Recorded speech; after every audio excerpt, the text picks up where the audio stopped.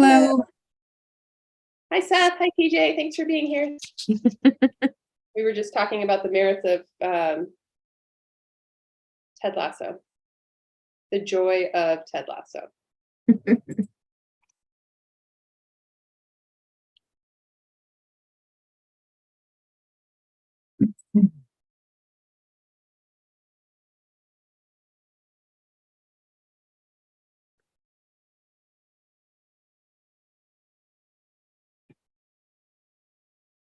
Madam Chair, we're not quite at quorum yet. I'll let you know when you have quorum. Okay. Mary Lynn should be joining us soon as well. She just contacted me. Okay. Ah, there she is. Yep.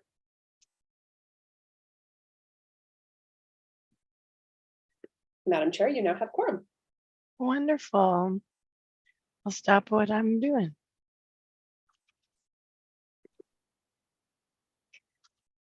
Well, good afternoon, members of the MAG Human Services Technical Committee. This meeting is now called to order. It is being recorded and live streamed on YouTube as a way for members of the public to participate, and I will ask that you excuse my voice. I'm still recovering from a cold. Please state your name when making a comment or asking questions, and I'll ask that you keep your microphones on mute when you're not speaking. We'll begin the meeting with a roll call. Thank you, Madam Chair. Vice Chair Melanie Dykstra.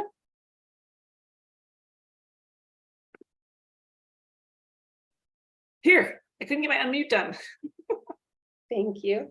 Lisa Maddox on behalf of Renee Ayers Benavides.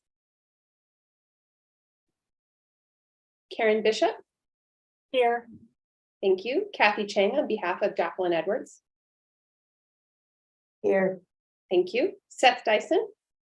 Present. Thank you. Autumn Grooms. Edith Baltierrez on behalf of Jerry Guajardo. Here. Thank you. Eliana Godinho. Here. Thank you. Susan Hallett. Mary Lynn Kasanick. Here. Thank you. Rachel Sanders. Kristen Charlow. And Here. Thank you. And Chair Christina Panatescu. Here. Thank you, Madam Chair. You have quorum. Thank you. Our next item is a call to the audience. This is an opportunity for the public to comment on items that fall under MAG's jurisdiction that are not on the agenda or that are on the agenda for discussion but not action. Members of the public can submit written comments via the MAG website 2 hours prior to the meeting. Do we have any written comments for this item? Madam Chair, you do not have any written comments for this item or any other items on the agenda today. Thank you.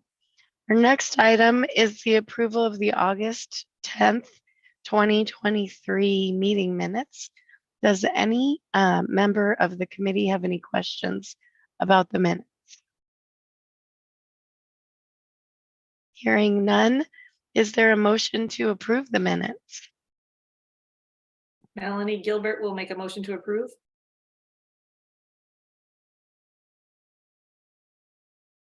Edith Baltierrez will second.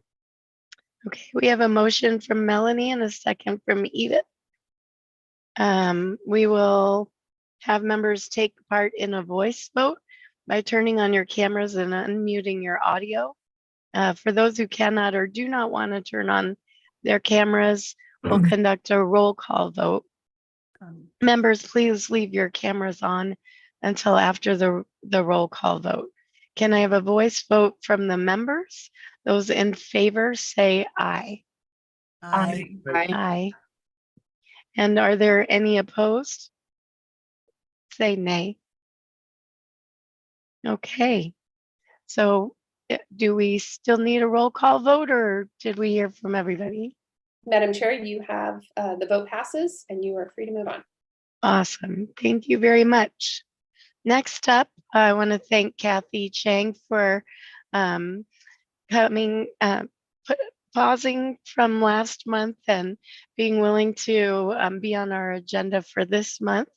Maricopa County's Community Services Division works closely, as many of you know, with local governments and community-based partners to help provide essential utility and rental assistance.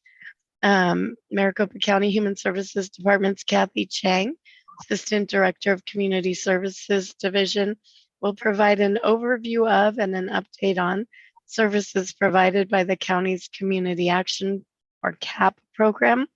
And then TJ Reed is also, as I understand it, here. He is Assistant Director for Homeless Initiatives and will provide an overview of the county's Emergency Solutions Grant Program. Kathy? We're not muted and we're muted. Yeah. Thank you. Thank you, everybody, for having us here. It's nice to see some friendly faces. So if there's things that I'm saying that you don't agree with, please keep those to yourself. No, I'm just kidding. You feel free to ask us questions as we go through this. Both TJ and I are very excited to be here. So as I said, as Christine introduced us, I am Kathy Chang. I'm the Assistant Director for Community Services. And TJ, do you want to introduce yourself? Yep. Hi, y'all. TJ Reed, the Assistant Director of our Homeless Initiatives Division. And so we have I don't want to say a pretty lengthy, but we have about 18 slides in a PowerPoint. So both of us prefer it. If you have questions, feel free to stop us as we go along so we can make sure that we're as interactive as possible, if that's okay with this group. Does that work? Perfect. So, so if we can move to the first slide.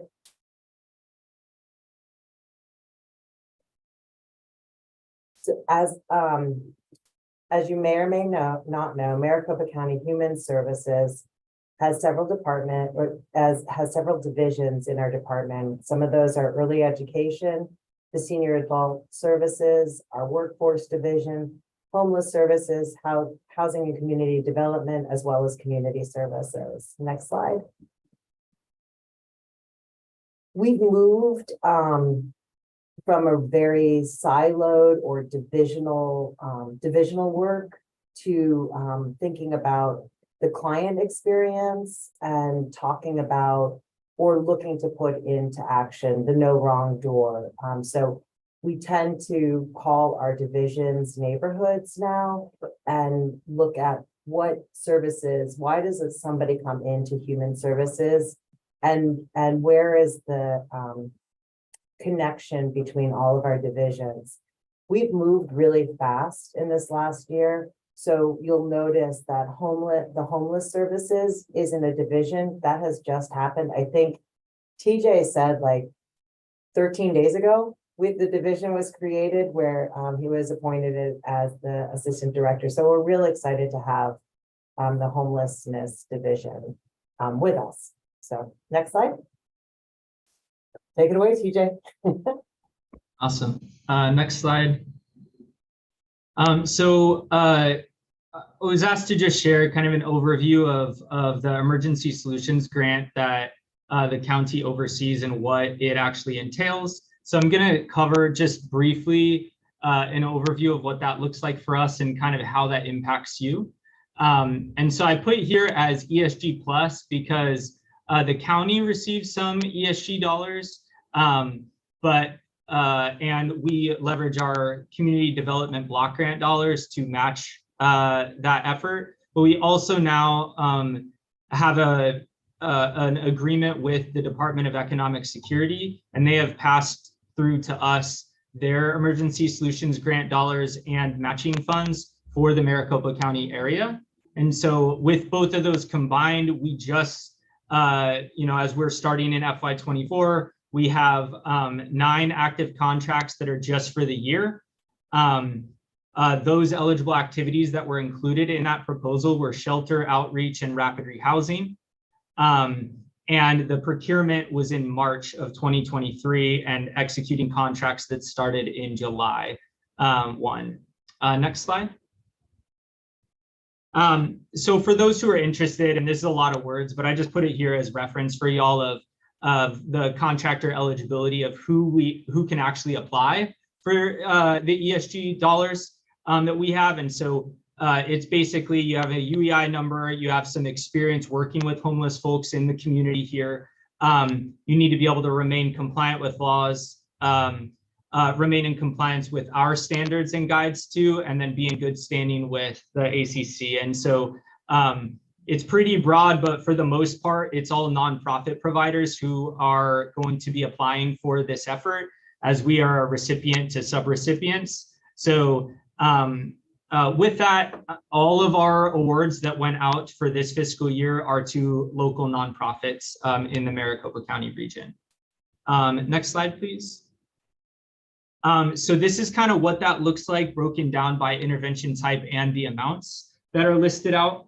Overall, a lot of the money has gone to emergency shelter. Very little has gone to street outreach, but it's focused on jail navigation program. And then we have a few different rapid rehousing programs that are funded.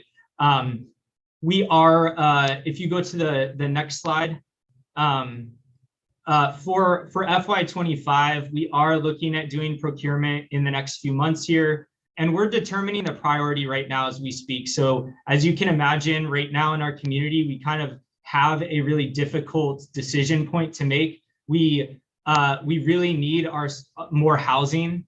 As you've heard, I think from Mag's presentations, right? We have a lot of people coming into the system for very few people going out into positive destinations, but there are also a ton of new shelters on board that lack operating dollars. So we're kind of put in this position of where do you spend your money? Do you spend it on housing, but then put potentially to risk those shelters that don't have operating dollars? Or do you focus only on shelter at which we don't have as many housing placements on the back end, right? And so we're really trying to be thoughtful and strategic about how that breakdown is done for FY25. And also we're looking at doing multiple years. So we're looking at doing 3 years of contracting versus just 1 year. That's typically how folks will do ESG. And so we will communicate out with all of you too, just as like a reference. So if you have nonprofit providers in your communities that are interested in doing any of the eligible activities related to this, please encourage them to apply or reach out if they have any questions. And then I just put a note on the right-hand side of this slide that the total investments will be determined by HUD. So as y'all are aware, you know, most money that comes from HUD adjusts slightly every year, whether that's COC dollars or CDBG or home or anything, right? And so it's the same with this. HUD will announce their awards and it'll be more or less, hopefully, around the same amount that we've gotten over the past few years. The only other thing that I want to mention is that in our RFPs and procurement process, we do highlight and prioritize areas that are of smaller communities that do not have as many resources. So when people are proposing projects, that is one aspect that we look at, the location and service area of the project, and are kind of highlighting those that do not serve in just like the main areas that already have more resources. All right, next slide, please. Awesome. So I know we have time for questions maybe at the end, but I don't know if we wanted to pause here too for that, Kathy. But if you all have any ESG questions for the homelessness side, feel free to share, type in chat, and we can do our best to answer them. I have a quick question, TJ. Sure. So right now you said it's generally nonprofits that are eligible to receive the ESG funds. Mm-hmm. Is there anyone who gets them automatically, or is it just the county that's receiving them in a sense as a? ESG dollars, there's, I guess, a couple of answers to that question. So HUD ESG comes from the federal government and is pushed down to designees in the area that are municipalities that meet certain criteria. And it's typically your larger cities, the state, and the county. And so I believe there are 7 ESG recipients that get money directly from HUD.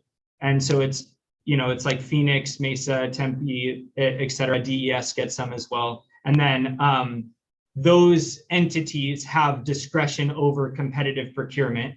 So then they will procure the services to subrecipients who will then are responsible to report up to those pass-through entities like us. So we'll have contracts with a bunch of folks and they'll report to us, and then we have to report up to HUD on a regular cadence. So there are some municipalities that do get they are recipients of the funds, Correct, yeah. but but there are criteria in place for how they were determined to receive the funds. Correct, and it's usually population-based and based on the amount of homeless folks. So again, yeah, it's almost all universally larger cities.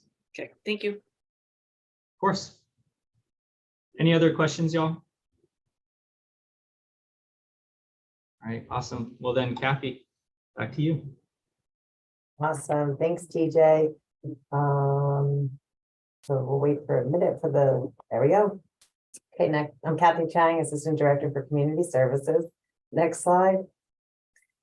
I think it's real important for us to center around what does community action mean?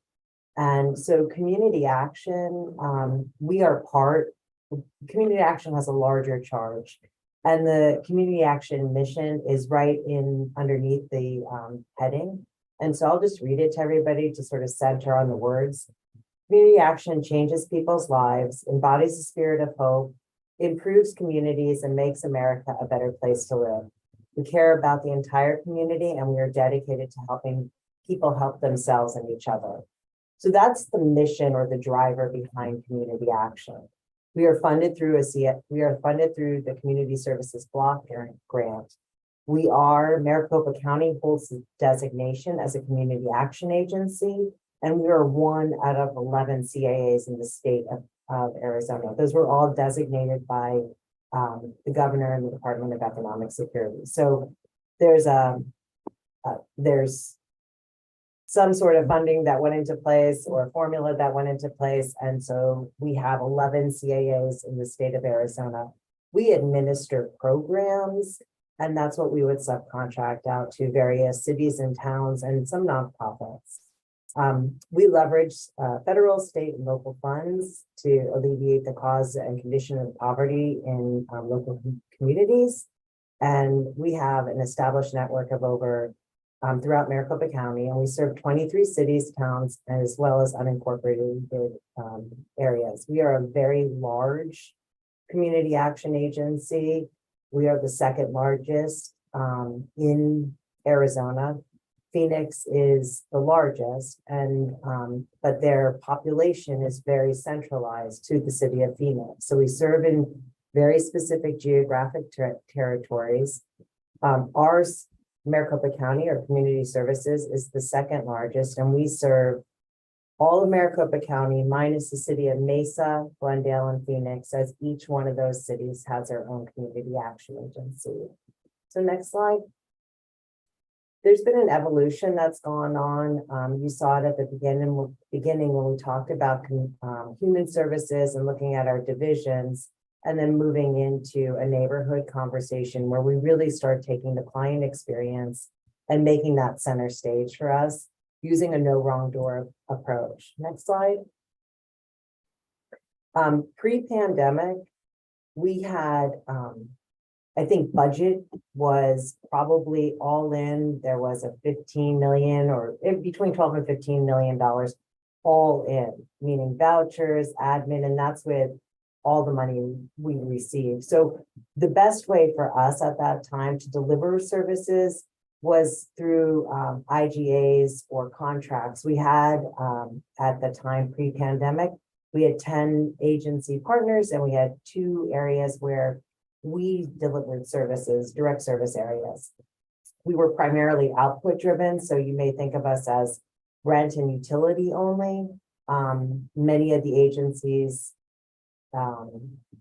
delivered those services by setting up appointments. So it was really appointment centered, and visibility to demand was really speculative. We can talk about poverty, we can talk about unemployment, but we had no visibility to what that really looks like. So we knew that whatever dollars we received, we served that amount of people, in the right amount of time. So it was roughly, if we had $100, we could serve one person, we'd spend $100. We would never look at applications coming in or take a look at how much demand is in the community.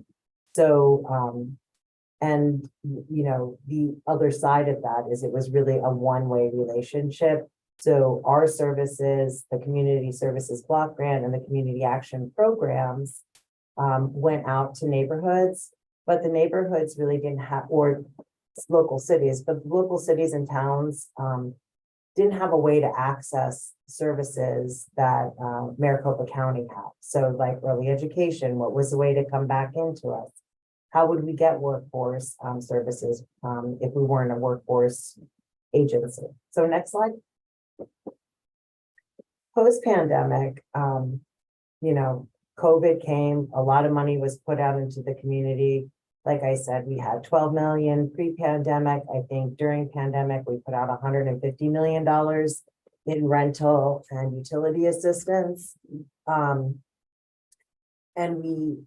we stood up very quickly a centralized service, meaning that in order to handle the reporting requirements from the feds, we developed or quickly fast forwarded the development of our dynamic system, which is a way for clients to apply for services from their own home or at work or from their smartphone, rather than trying to get in and get a appointment with a CAP agency. So I think some of you probably hear, well, I can't get an appointment. I've tried to dial, nobody's giving me an appointment. We really solved that issue by making applications or access to applications available in a centralized manner. We shifted over the course of the pandemic into post-pandemic from a outputs where it was just like one rent application, we paid a rent application, to really looking at what was our result, what are the results in the communities that we're serving, and making sure or taking steps to improve outcomes, which then help alleviate the causes of poverty in communities. This year, we had a notice of funding availability. We issued to cities and towns. Everybody had an opportunity to bid on it or to submit a proposal for it. It was based on the priorities that were driven or floated as top priorities in our strategic plan.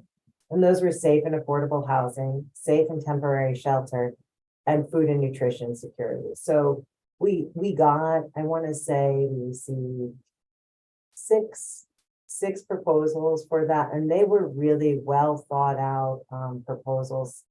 Some more thought out than others, but we worked and responded to everybody. And then we have a navigation of sites so that our contracts that we put out this year with our agency partners was not just about how they would navigate to their own services, meaning the cities would navigate to city services, but it was also has a component of how they're going to navigate back into Maricopa County services so that we can further support the client experience, making sure that we are looking at the whole person and the whole family when they call us or apply for services or walk in at CAP agency sites. So we really are embracing the no wrong door access to all of our services. It's a work in progress. I'm not going to lie, it hasn't been easy, but it has been very rewarding from the data that we're starting to see. So next slide. One of the programs that we've stood up this year is called the Empowerment Pathways Program. And it really leverages our evidence-based coaching skills that all of our team goes through, not just the community services team, but all of human services goes through the evidence-based coaching through our Leadership Academy program. And the goal of this EPP program is to really help move or coach individuals through their barriers, help establish goals, and increase their confidence to hopefully move to a more self-sustaining or independent lifestyle. We're not determining success, that's determined by the client, and it's based on the Roma cycle and some of the CSBG goals and priorities. So we are serving, currently, we have 212 total clients in the program. Those clients have come into the EPP program through both agencies as well as through our workforce division. We've stood up a financial empowerment class that's offered at our workforce site. So when a client's coming in, they're going to get workforce, they're going to get a financial empowerment course, they're going to get referral over to CSD should they need any, or community services, sorry, should they need rent or utilities, and it flows both ways. We also have the ability for our agency partners to make referrals into the financial empowerment classes. We've just hired a Spanish speaking trainer, so those classes will be offered in Spanish as well. Currently, there are 26 active clients within that 212, meaning that they've made some goals, they've achieved some goals, and they're working with our coaches or our EPP coaches to make sure that they stay on target and they're showing progress as they define to outcomes. Next slide. What I like also about our transition over through the course of the pandemic is, as I referred to at the beginning, applications, we never had an idea of demand. We couldn't completely see it, we could speculate on it. But through the dynamic system or a centralized system, we're really starting to be able to drive services based on demand of total needs. So not just, I'm not saying we didn't use data, it's just we didn't have total data, which is what we do now. Next slide. So you can see what's nice for us is that this year we can do some predictive analysis based on applications that we have in the queue, funding that we know is available, and see sort of year over year and start to scale. When do we really need to make sure we have more rental available? Do we need to consider being out in the community more? So we're able to go through and take a look at our programs as well as develop programs based on data that we see. So you can see this year so far, last year we did 10,273 individuals with utility assistance. So far this year, we're serving 2,784. We're predicting that will come in maybe slightly below last year, but our rent, we are anticipating being above where we were last year. Our mortgage assistance program, since the state opened up a mortgage assistance program, we don't really have a huge need because we we redirect people mostly to the state program. We've started a lead safe program where we are helping go into homes and abate the lead from inside. They have to have a child in the home. It needs to be a house prior to 1978. And so some of your areas are targeted as high lead areas. And we've reached out and we started doing some intake and outreach events there. Our home energy and appliance program is our emergency non-working HVAC program. So we are currently, last year we did 535 homes. This year, at the time we pulled this data, there were 83. We've actually served 112. So that gives you an idea with for the summer that we had, we anticipate being well ahead of where we were last year. Funeral assistance, for those of you who didn't know, we offer a funeral assistance program that's available to, it's countywide, and the descendant just needs to be, or the decedent needs to be a resident or had been a resident in Maricopa County. And then we have our emergency HVAC. Sorry, I was getting confused with the energy and appliance program, which was the repair replace. So next slide. I think this tells a story, and I get into analysis, and sometimes I can go to analysis paralysis, but what I'd like to think about is when TJ was talking, he was illustrating the thought that the county is using as we develop contracts, as we develop programs.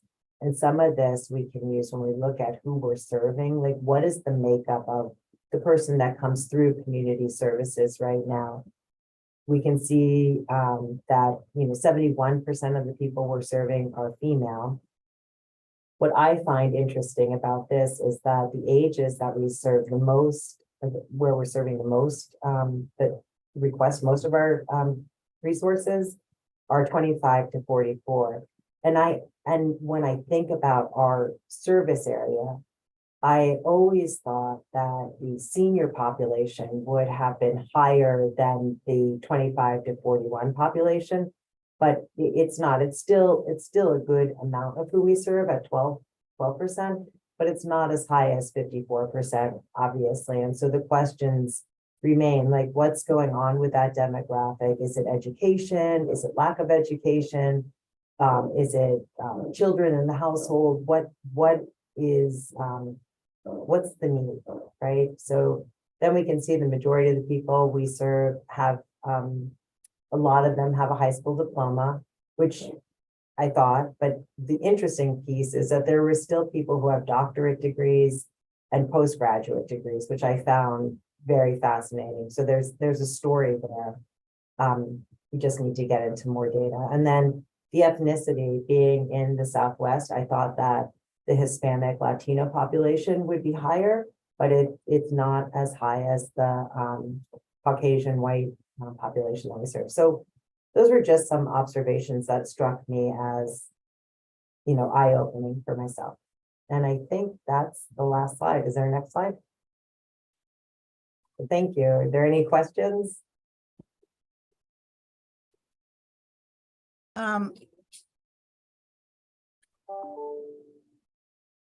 Marilyn? Yeah, I think one of the issues for seniors are the applications online, or are they done in person?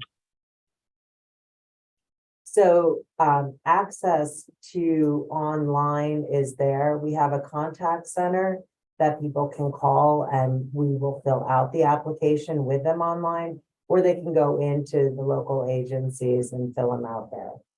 Yeah, because I think that's what we're finding with a lot of the assistance programs, especially the ones that DES has, is they have to do it online. They have to upload documents online, which, is like taking a picture on their phone and trying to forward it. The other problem too is, I think, the transportation issue. Even if they could go into a center, there would be, the transportation to get there. I think that's great observations, and what I can share with this group is that the Human Services Department is standing up a call center.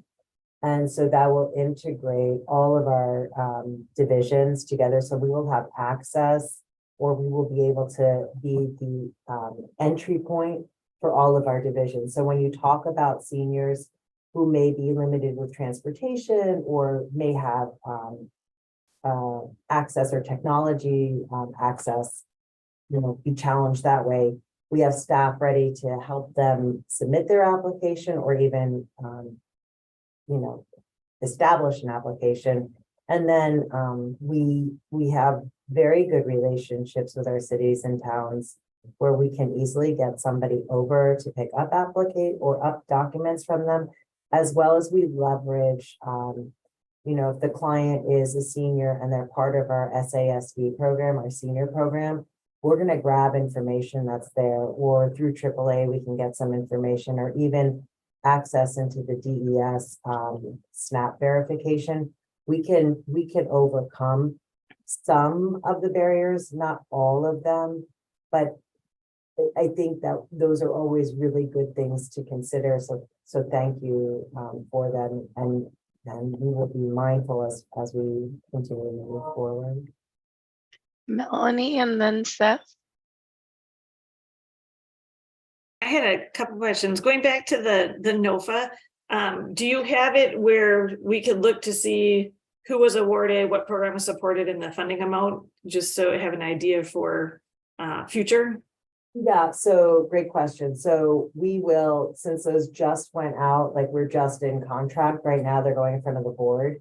We didn't want to release award amounts yet, so we wanted to wait till everything was handled through the board of supervisors, and the cities and towns were all on board with that. But we intend to post that online so everyone can see what was awarded. I think it's probably a good idea, hearing what you're saying, sort of what initiative they chose to embark on, and maybe give a synopsis or a summary of that, and that way people can see it. The nice thing about the NOFA, and I didn't mention it in the program, was similar to TJ's program where funding was available annually, and you have to reapply every year. What we are doing with the NOFA is we're making those funds available should it work for both parties. So for an option to renew for 3 years. So that way somebody doesn't have to come back to us and say like, hey, it's May, I may not have money in July. Would you consider doing this program again for us? So we're really trying to be proactive with our partners to ensure that they have funding available for them so they can make plans through their future benefits. So do you have an approximate date that might get posted, or? Yeah, great question. I want to say it will be up by December. Okay. Because I don't know off the top of my head when the board meeting is. I know when it's going. I know when we needed stuff in, so I would say by December. Okay. And then you mentioned that, and I kind of agree with Mary Lynn in terms of people accessing and opportunities for services. I think your demographics definitely could maybe highlight who's taking advantage because they're either more aware of the information, they're more willing to reach out and get served versus some of the other folks that may not. And I think that's like finding out like where are the sites that do the workforce development or the CAP? I mean, where are those locations? Because if serving all of them, where do we find where you're doing like where offices are for workforce development? And if they're not in our community, then that again to me is a barrier for people accessing services or getting help if they're having to either go to a physical location that's pretty far away. Yeah, that's a great point, Melanie. I know that our workforce division has worked really hard to make sure that they are embedded, and we partner with libraries to make sure that we have a workforce representation in libraries, as well as we have a formal office on the East Valley in Mesa, and then we have one on the West Valley in Glendale.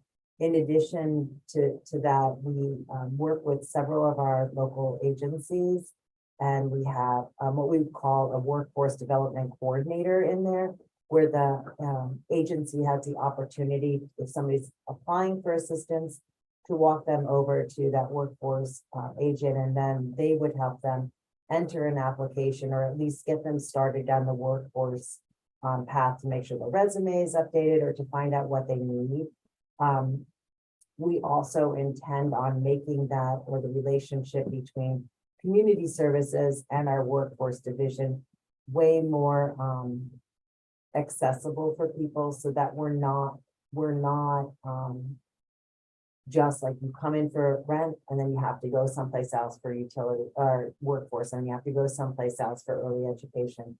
You come in, whether it's through a phone call or an application, and we will help navigate or, act, as that person's liaison through the program. TJ, do you have anything to add to that? Is there anything else you would add? No? Okay. Because I think I've noticed that it generally says libraries, but I don't think it's in any of the Gilbert libraries. So I don't see any of those activities happening out of the Gilbert community, and I'm not sure if it's happening out of the Chandler libraries either. So I'm just wondering, for if then the only closest resource is Mesa. So I know we have an office with the Mesa New Leaf there's, I believe, I don't know for sure, but I believe there's somebody in the Chandler library. If there's not, there's somebody who is covering the East Valley out of centralized in the Queen Creek Library. And then we have the Mesa East Valley location. So I can get those locations for you, Melanie. I don't know those off the top of my head.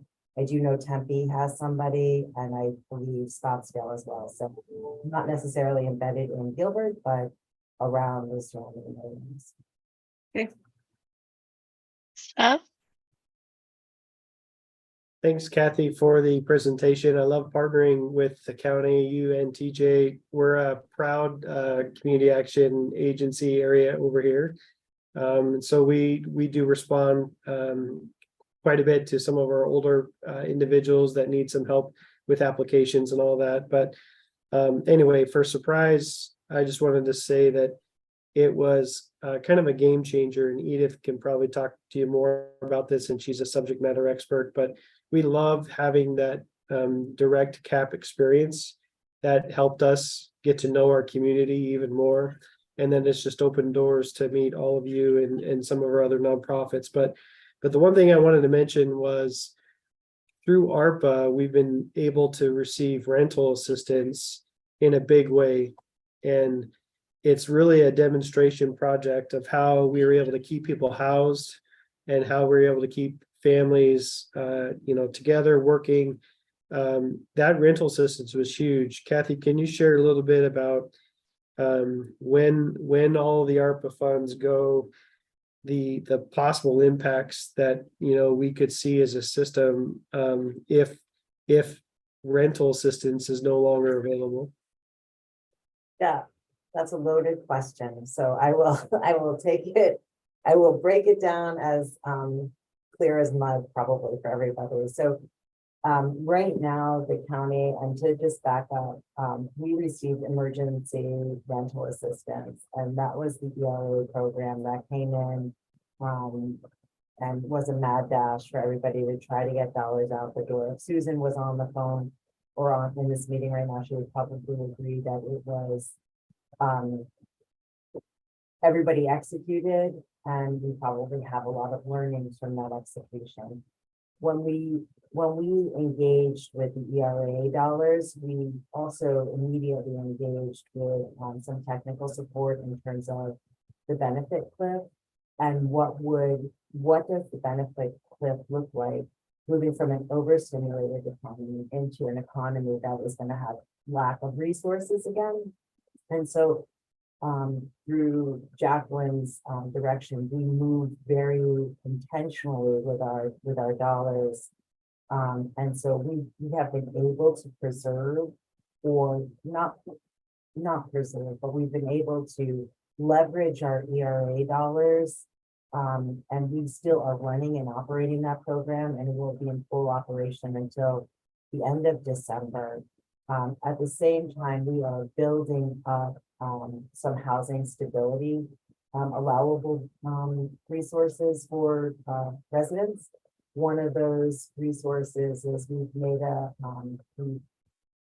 continued our partnership through Solari 211 so that clients are able to call and navigate to resources. We also have an engagement with community legal services, and we will be releasing an RFP for mediation coming in. So we look to engage in landlord tenant or have somebody engaged to help mediate landlord tenant disputes. We in January, we just started at our last directors meeting. We asked our agency partners, help us design a program that you feel based on the clients that you've seen through your doors that would best serve the community. So each of the cities that participated, and I think Jennifer was there, Edith, Jury has participated. So people are engaging with us. There was representation from Tempe. And we all just got together and talked about what kind of program works best, because we do have ARPA dollars that we've preserved. They're not going to go on forever, but as we're looking at that, how do we serve more people with really limited funds? We are still seeing in our in the portal, we are still seeing almost 50% of the people in the portal are still first-time applicants, and that is jaw-dropping when you think of the amount of money that has been put out into the communities, that the need is so high.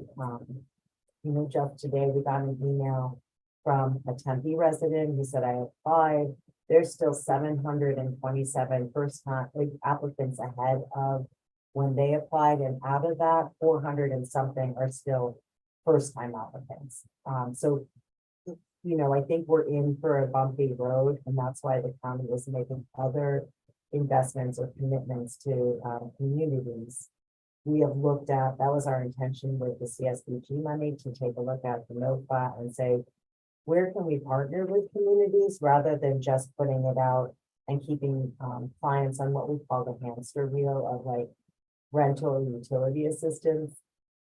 I know I'm probably not answering your question, Seth. I'm just letting you know that we're being thoughtful about the monies that we have and trying to make the best decisions we can. No, thank you, Kathy. I think I would like to applaud you for how you're managing the resources, because you understand they're one time. A lot of these are one time, and so through 26.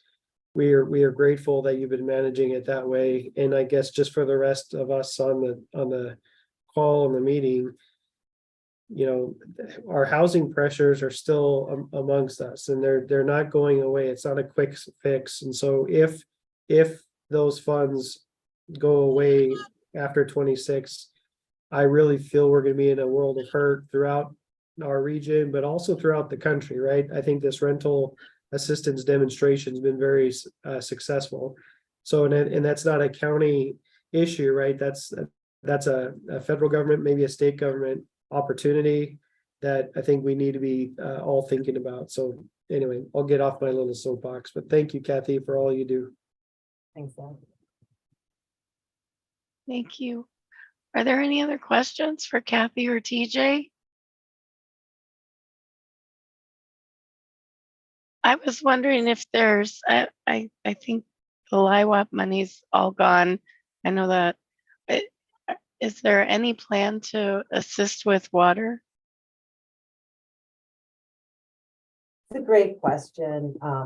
So we are looking at carve outs and the CSBG dollars that we receive based on the money that's going out. We have hard decisions. We are using our strategic plan to really take a look at how best to serve communities, because it's when I pay a water bill, it's not going to help improve that person's movement upwards. It's going to help preserve for that month or keep the water on, which I agree is critical. But we need to get to this. We've got to look at the source and stop trying to just put quick band-aids on situations. And it's a hard conversation to have, but funding is limited, and we're going back pre-pandemic, which is again not even half of what we've seen in the last few years. Thank you. Any other questions, comments? Really appreciate you being here. Both of you. Anything that either of you want to add before we?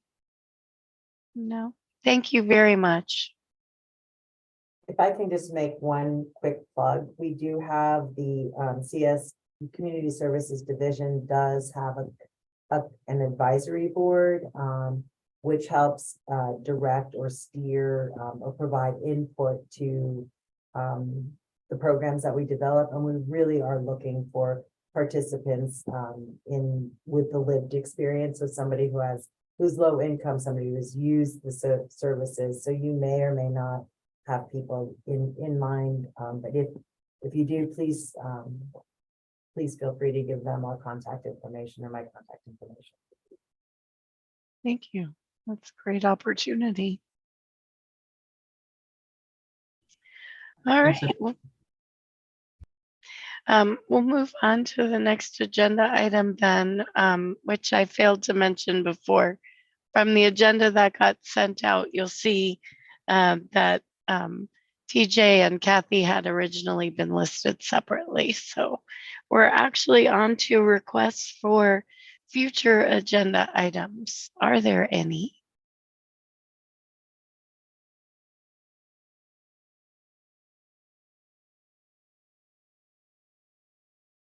No? Madam Chair, we do have work coming your direction related to affordable housing across the region. Our Deputy Executive Director, Amy St. Peter, has some information to bring to your next meeting, and I will regroup with you and the Vice Chair prior to agenda setting. But I did want to put that all on your radar. As we know, homelessness continues to be an increasing issue across our entire region, as does access to affordable housing. And so we did want to have a conversation with you here and hopefully continue that conversation on to the Human Services Community Initiatives Committee afterward. Great. All right. Are there any comments or announcements from the rest of the committee? I know in Goodyear, we're very excited to have a workforce development coordinator from the county starting out here. So super excited. I've heard great things about the experience in Surprise, and we're looking forward to a partnership. Mary Lynn? Yeah, I want everyone to know that I'll send the announcement to Kelly. But on Saturday, October 28th, we're having our annual Night of the Living Will, where we partner with the Arizona Bar, and attorneys volunteer their time to help people 60 and over prepare their living wills and medical powers of attorney.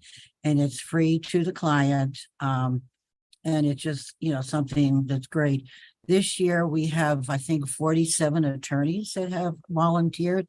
So we can actually help about 150 or 160 individuals.